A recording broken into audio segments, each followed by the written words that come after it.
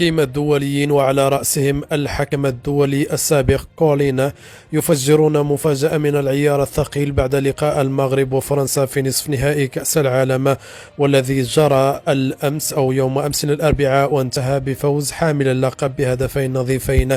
مؤكدين أن الحكم المكسيكي سيزار راموس حرم المغرب من النهائي ولم يحسب ركلتي جزاء لأسود الأطلس، خاصة وأن المنتخب المغربي كان متفوقا على المنتخب الفرنسي طيلة أطوار المباراة، وكان الأكثر صناعة للفرص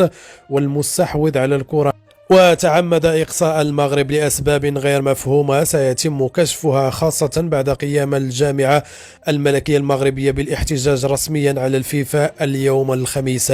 وأكد خبراء التحكيم أن ركلة الجزاء الأولى التي لم يحتسبها الحكم تتعلق أساسا بتدخل المدافع الفرنسي لوكاس هرنانديز على سفيان بوفال في منطقة العمليات، لكنه قام بإنذار اللاعب المغربي، وكان من الممكن أن تتدخل غرفة الفار لاحتساب ضربة جزاء للمغرب. وتابع أن ركلة الجزاء الثانية كانت عندما أمسكت شواميني بسليم أملاح في منطقة الجزاء، وتجاهلها أيضا الحكم في موقف غريب، مع أنها احتسبت في مجموعة من المباريات السابقة بالمونديال. وكانت صحيفة ماركا هي الأخرى قد أشارت إلى إمكانية وجود ركلتي جزاء للمغرب، خاصة بعد تعرض بوفال لتدخل خشن من اللاعب الفرنسي. ولجأ المشجعون المغاربة إلى وسائل التواصل الاجتماعي للاعتراض على البطاقة الصفراء التي وجهها الحكم المكسيكي سيزار راموس للمغربي سفيان بوفال، مشيرين إلى أن القرار كان يجب أن يصب في مصلحة أسود الأطلس، وأنه كان على الحكم المكسيكي أن يمنحهم ركلة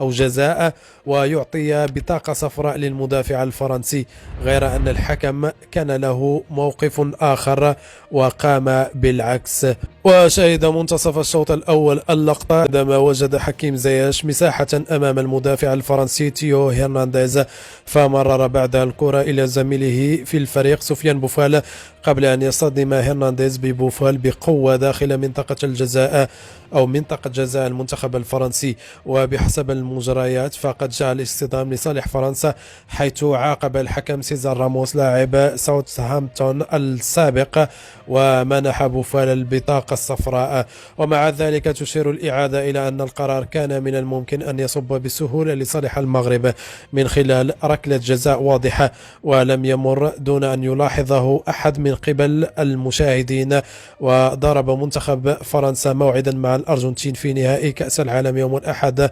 المقبل، بينما يصطدم المغرب بمنتخب كرواتيا في لقاء تحديد المركزين الثالث والرابع يوم السبت المقبل. نشكركم على حسن المتابعة.